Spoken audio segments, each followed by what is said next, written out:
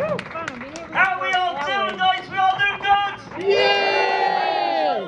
Give it up for your wonderful MC, Matt Stanhammer! Yay! Okay, so give me a cheer, guys. Give me a cheer if you've ever been to Mexico.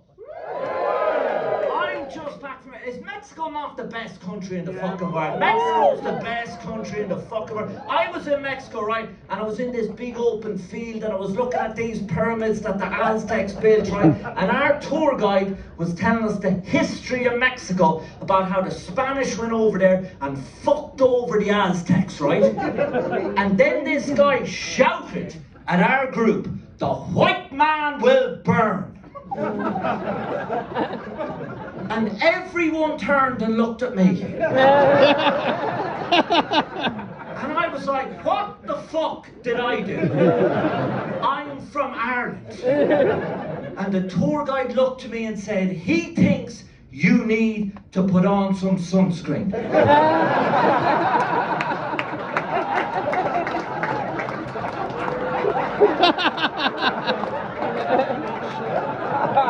And I was like, the fucker has a point, you know what I mean? We've all got very touchy about things. But I didn't know, did you notice that? I didn't know that Mexican people love Irish people. I never fucking knew this. Mexican people fucking love Irish people. Because when someone who looks like me travels around Mexico, they think you're American, right? Tyler, they think you're American, right? And once they find out I'm not some Michigan build-a-wall prick, you know what I mean? They're like, bring out the good tequila, you know what I mean? Right? But also, 150 years ago, America was fighting Mexico, right? And there was a group of Irish guys for America fighting the Mexicans, and they looked at the Mexicans and they were like, they're Catholic, they're oppressed, they're good fucking crack. What the fuck are we fighting these fellas for? And they switched sides, and they became the St. Patrick's Battalion of the Mexican Army. Not everything I say tonight will be funny, some of it just very fucking interesting. And then the Mexican army were fighting the cartels, and the Irish lads were like, they sell cocaine, we like cocaine. What the fuck are we fighting these fellas for? And now they work for the cartels. They're called the Kinahan family. I don't know if people know the Kinahan. But you know what? I went to Mexico. I went to Sinaloa. Have you all heard of Sinaloa, El Chapo and the Sinaloa cartel? Yeah, I went to Sinaloa. Now the government website says don't go there, it's a narco state, right? But I went there because my girlfriend's family lived there, right? Now I don't know what I was expecting. But Sinaloa is a state of 5 million people, same as Ireland, and they're bringing in 50 to 100 billion worth of cocaine money every year. The place is fucking beautiful. I was walking around, everywhere you go, I'm driving through Culiacan and it's just fucking brand new shopping centre, brand new cinema. The restaurants are fucking amazing. I was walking around and all I was thinking was, if this is what life in a narco state is like, the north of England could do it. No one's fucking living like this in Hull and Grimsby, like, you know what I mean? Like, fuck leveling up. Break away and become a narco state. But do you want to hear the most Mexican story of all time? Do you want to hear the most Mexican story of all time? Right? During COVID and during the lockdown, she's coked off her fucking tits. But let me tell you. But you want to hear the most Mexican story of all time, right? You know, during COVID and during lockdown, the Mexicans are so Catholic, they're so religious, right? They're so religious that during COVID they were like, we're fucking, everything's happening. We're going to still do all our ceremonies, right? So they had christenings during COVID, and this is how they had their christenings, right? They had priests wearing masks, standing 2 feet from babies, shooting them with water pistols. I'm not even fucking making that up. Like, talk about preparing them for later life. My Mexican in-laws were showing me photographs of this, and I was like, we wouldn't fucking tolerate that in Ireland. Can you imagine a priest squirting in a child's face?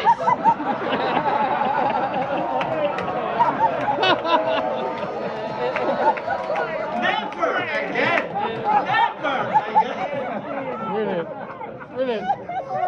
But I love Mexico because they're so Catholic, and I'm very Catholic. I'm from a very Catholic Irish family. You're telling him I'm brilliant, but do you know I'm fucking great to laugh at. But I'm from a very Catholic family. My dad and my granddad were both undertakers, and they wanted me to be an undertaker, right? And when I was a kid, they used to bring me to funerals, and they used to say, "You're gonna have to do this someday. Here's a pen and paper, fucking, you know." And I'd be like, "Fucking put the cunt in a box. This cunt, it won't shut up." Put him in the ground, throw some dirt over him, right? And then when I was about 11 or 12, I started getting nightmares about fucking funerals up. And I said to my dad, "I can't do it, it's too serious. I can't be an undertaker, it's too fucking serious. I can't fucking do it." And he said, "What's wrong with you? We fuck them up all the time, right? Do you know what I mean? It's not like it's a case of life or death, do you know what I mean? We fuck them up all the time." And then he told me that he once did a funeral on a Tuesday morning to 10 people, right? And he got home and he was watching telly and he got that feeling, you know, where you're like, "I've fucking forgotten something." And then he realised he forgot to pick up the widow to bring her to the funeral. And I said to him, "What did you do?" And he says, "What the fuck do you think I did? We all went out to the graveyard in the middle of the night and we dug the man back up. And we buried him again the next day." And I said, "Had you any trouble getting the priest to play along with you?" And he said the priest was fucking loving it. Started the second funeral by saying, "It seems like only yesterday."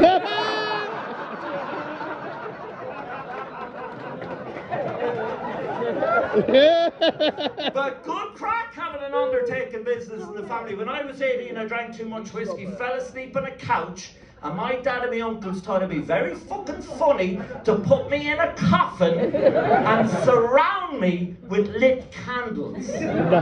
I woke up in the middle of the night and thought I was in a fucking Boyzone video.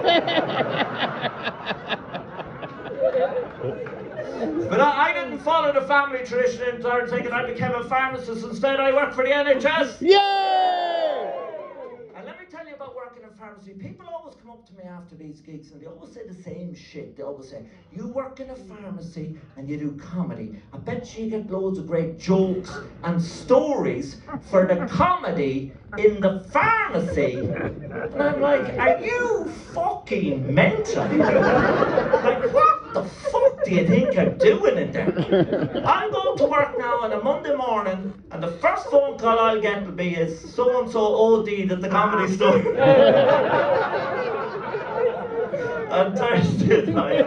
I know the first phone call I'll get will be, "Do you know so-and-so?" And I'll be like, "Yeah." And they'll be like, "She died over the weekend."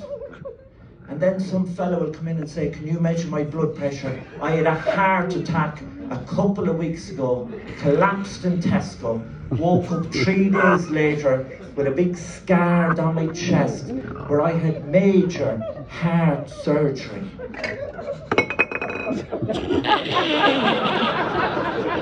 I'm gonna be honest with you, I don't know what the fuck I'm doing to her, but I wish I could do it to the rest of you. If I could make the rest of you laugh while making this bitch laugh, I'd be fucking famous. It's true.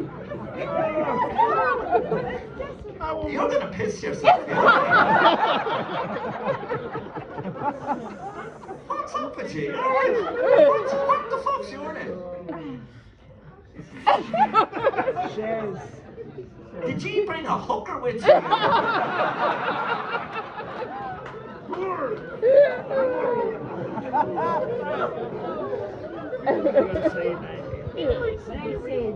Shez. Yes, yes. And who do you know here, Shez? This is my husband, and this is my husband's friend since kindergarten. I think I've seen the tree on all. These fuckers are rich. I watched it like fuck. And that's.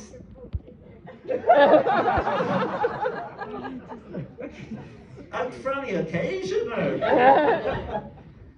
We don't do that much. you can fucking tell me that. Oh, it was the rugby that got us so excited. There was no rugby on today.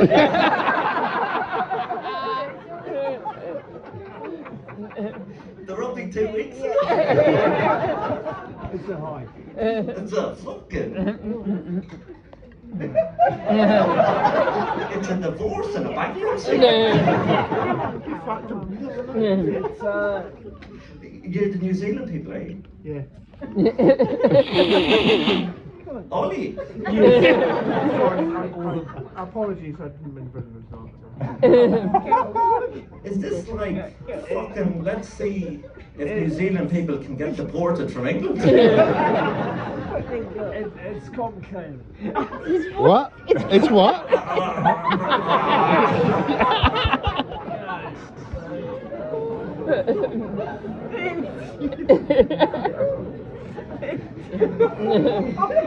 Used to go with him, and now she goes out with me. And then she went out with him, and then she came back with me.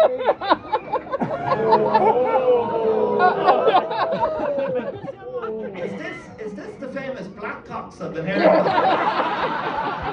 Yes.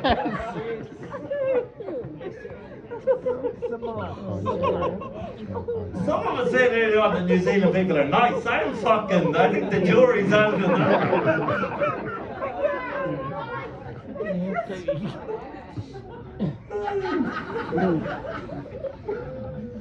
Hard to continue with jokes.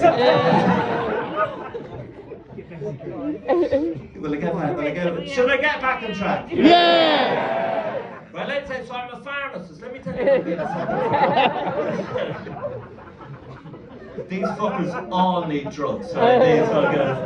Oh, he's off.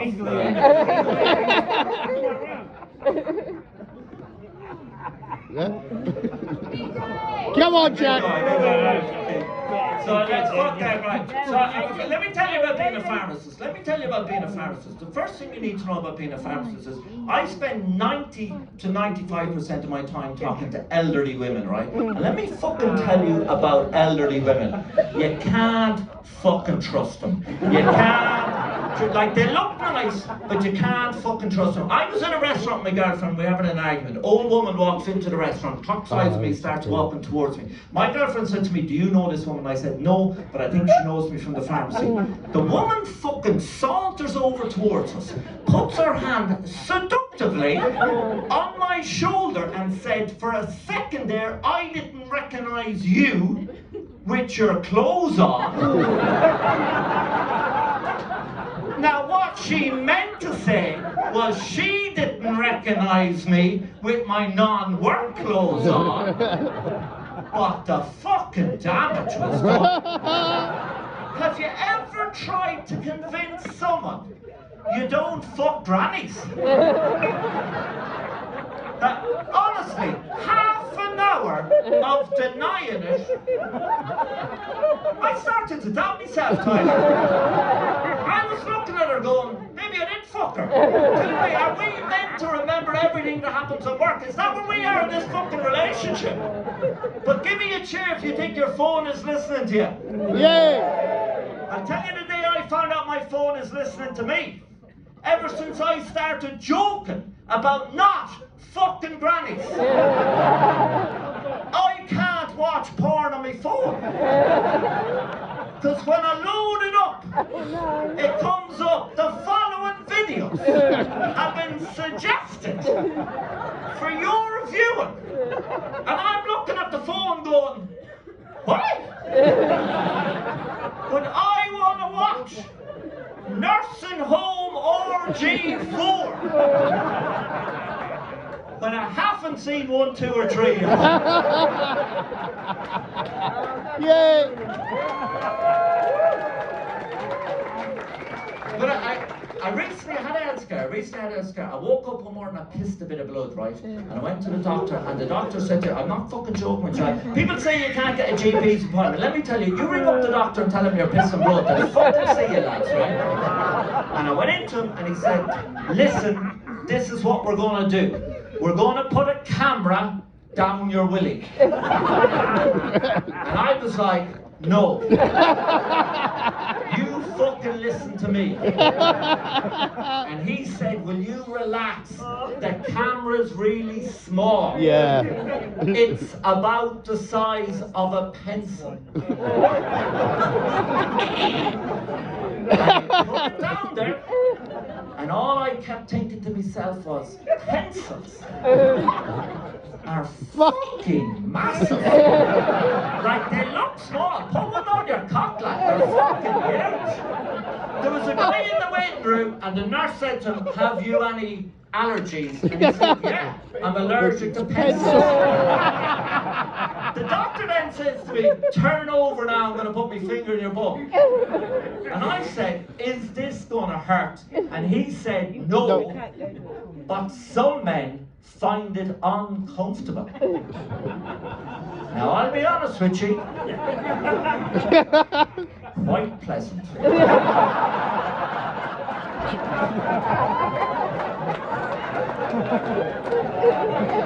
I said to him, you feel free to have a second ball. You know what I mean? Put another finger in, give it a fucking turn.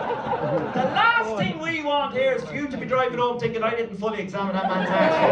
I don't want to get cancer because you're feeling fucking modest. You know what I mean? Fuck your strike, do your job properly. You know what I mean? And you know what he said to me? You'll have to go private for that.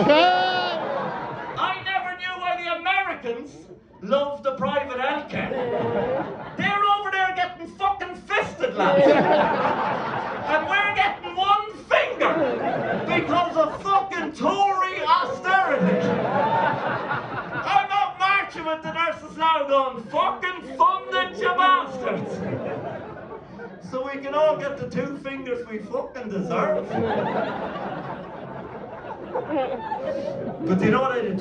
I'm a fucking idiot. Do you know what I did? Tyler, how would you feel if I told you you were getting a camera down your cock in the morning?